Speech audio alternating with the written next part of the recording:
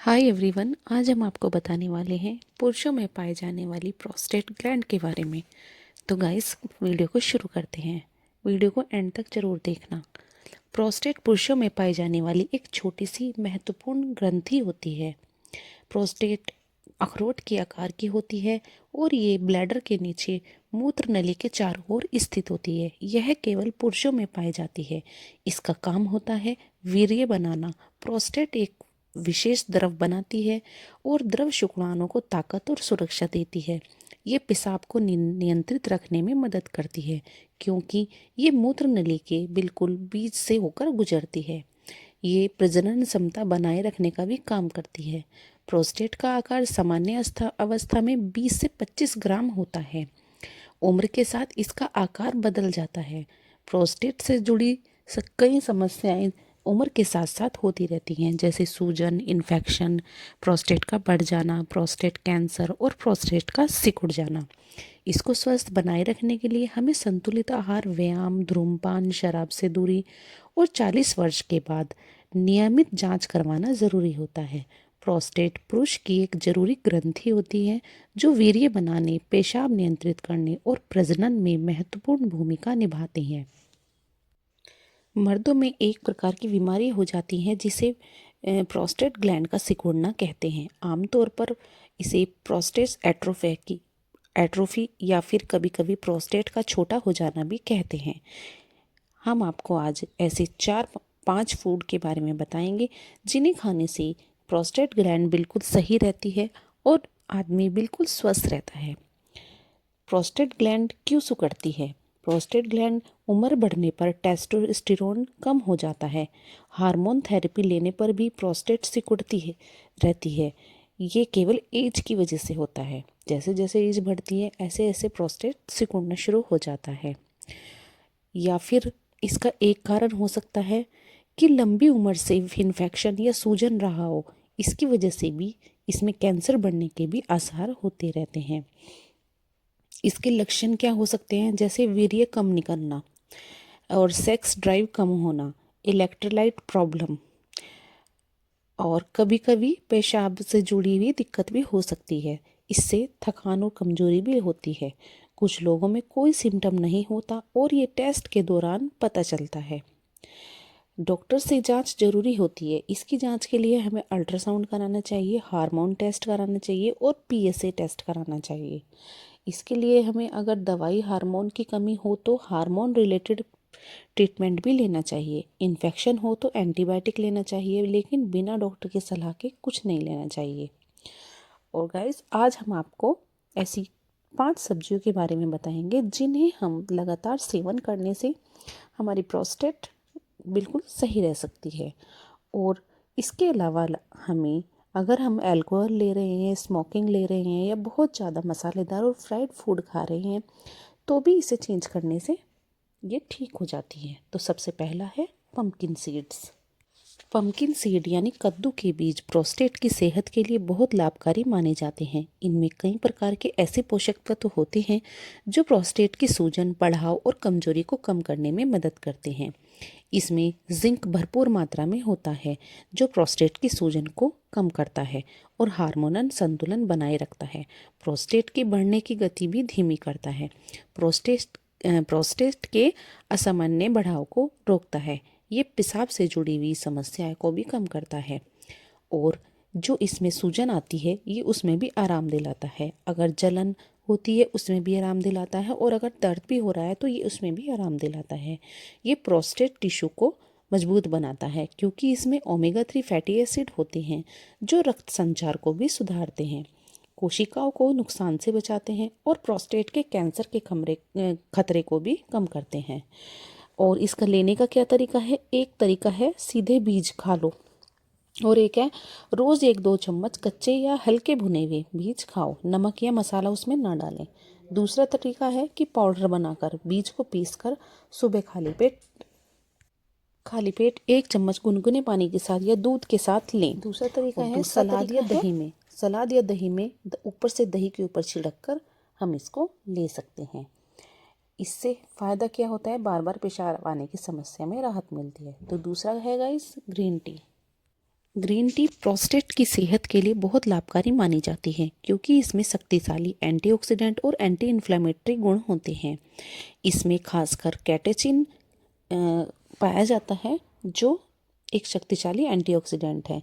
ये प्रोस्टेट के सूजन को कम करते हैं, असामान्य कोशिकाओं की बढ़त को धीमा करते हैं और प्रोस्टेट कैंसर के खतरे को भी कम करते हैं। प्रोस्टेट का आकार बढ़ने की गति को कम करते हैं, पेशाब की धार बेहतर बनाते हैं और बार बार पेशाब आने की समस्या को घटाते हैं।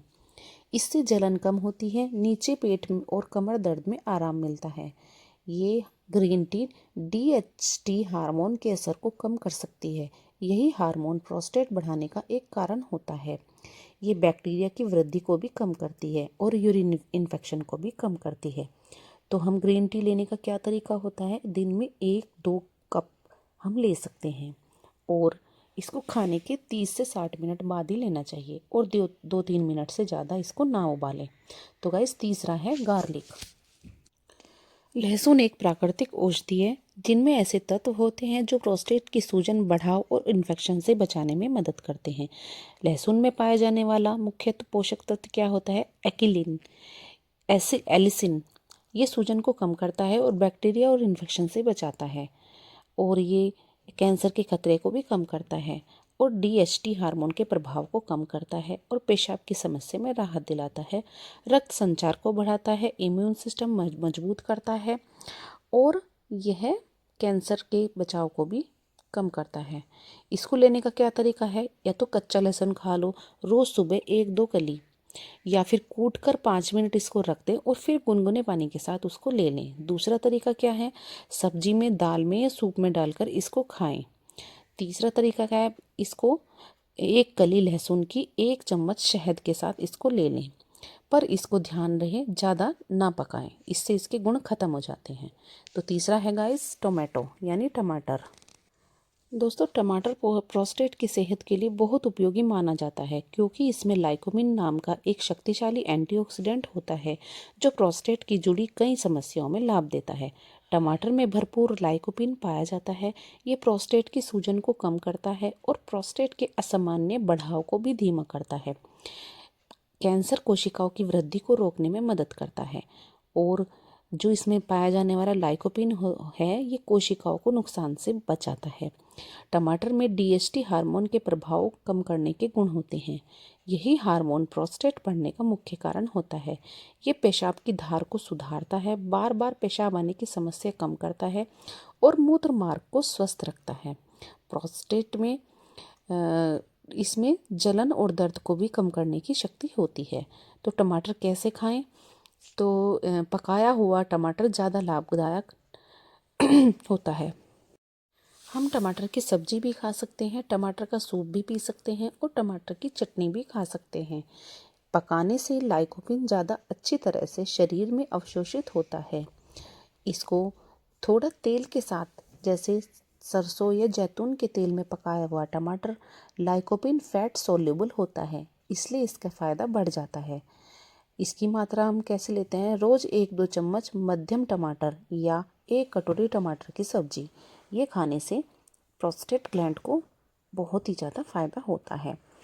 अच्छा, बहुत ज़्यादा मात्रा में एसिडिटी हो तो कच्चा टमाटर कम खाएं और पेट में अगर अल्सर है तो डॉक्टर से पूछकर ही इसको खाना फ़ायदेमंद होता है। टमाटर प्रोस्टेट ग्लैंड की सूजन को बचाने, बढ़ने से रोकने और कैंसर के खतरे कम करने में महत्वपूर्ण भूमिका निभाता है। सही मात्रा और सही तरीके से सेवन करने पर प्रोस्टेट को लंबे समय तक स्वस्थ रखा जा सकता है। तो गाइस, अगला हमारा जो फूड है ये 3 तरह का है, जैसे ब्रोकली, कैबेज और कॉलीफ्लावर।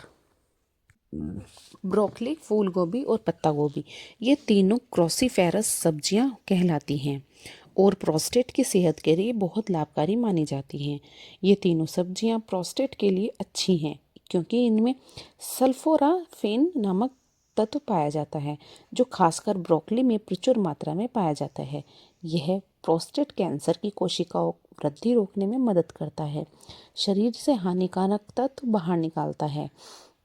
इसमें इंडोल और कार्बिनोल नामक हार्मोनल पाए जाते हैं जो हार्मोनल संतुलन बनाए रखने में सहायक होते हैं, और DHT हार्मोन के लेवल को भी ये कम करता है। प्रोस्टेट के बढ़ने की गति को भी धीमा करता है। ये प्रोस्टेट की सूजन को कम करते हैं और प्रोस्टेटाइटिस में दर्द और जलन में राहत दिलाते हैं। इनमें फाइबर भरपूर मात्रा में होता है जो कब्ज से बचाते हैं, और पेल्विक क्षेत्र पर दबाव कम होता है जिससे प्रोस्टेट स्वस्थ रहता है। इसमें शक्तिशाली एंटीऑक्सीडेंट पाए जाते हैं। इसमें विटामिन C, K और बीटा कैरोटीन पाया जाता है जो कोशिकाओं को नुकसान से बचाते हैं। ब्रोकली, फूल गोभी और पत्ता गोभी, इसको हम कैसे खा सकते हैं? हल्का पकाकर सबसे अच्छा तरीका होता है। भाप में पकाएं, जैसे हल्का सा उबालकर। ज़्यादा पकाने से तो पोषक तत्व नष्ट हो जाते हैं। या फिर हम इसको सलाद के रूप में भी खा सकते हैं। पत्ता गोभी का सलाद में नींबू निचोड़कर थोड़ा सा जैतून का तेल डालकर खा सकते हैं। इसकी मात्रा क्या होती है? हफ्ते में 3-4 बार हम इसको खा सकते हैं। या फिर अगर ऐसे नहीं खा सकते हैं तो हम 1 कटोरी सब्जी हमारे लिए पर्याप्त होती है।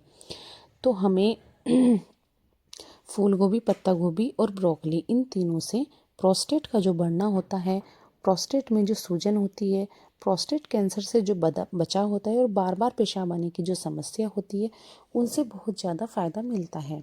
ब्रोकली, फूल गोभी और पत्ता गोभी प्रोस्टेट ग्रंथि को सूजन से बचाने में मदद करती है और उसको लंबे समय तक स्वस्थ रखती है। तो गाइस, ये जो मैंने आपको 5 चीज़ें बताई हैं, green tea, pumpkin seed, tomato और कॉलीफ्लावर और ब्रोकली और पत्ता गोभी, कैबेज, ये सब आपको अगर डेली लाइफ में आप इसका इस्तेमाल करते हो तो आपको प्रोस्टेट की कभी भी कोई समस्या नहीं होगी, और इनको अपनी डेली रूटीन में ज़रूर शामिल करना चाहिए। और किसी न किसी रूप में टमाटर, गोभी, ग्रीन टी, लहसुन का सेवन अवश्य करना चाहिए। चाहे आप उसको चटनी के रूप में करो, सब्जी के रूप में करो, सलाद के रूप में करो, कैसे भी करके इन तीनों पांचों जो मैंने चीज़ बताई है, इनका अगर सेवन करते हैं तो आपका प्रोस्टेट बिल्कुल स्वस्थ रहता है। तो गाइस, आपको वीडियो कैसी लगी है कमेंट करके ज़रूर बताना। मिलते हैं नेक्स्ट वीडियो में।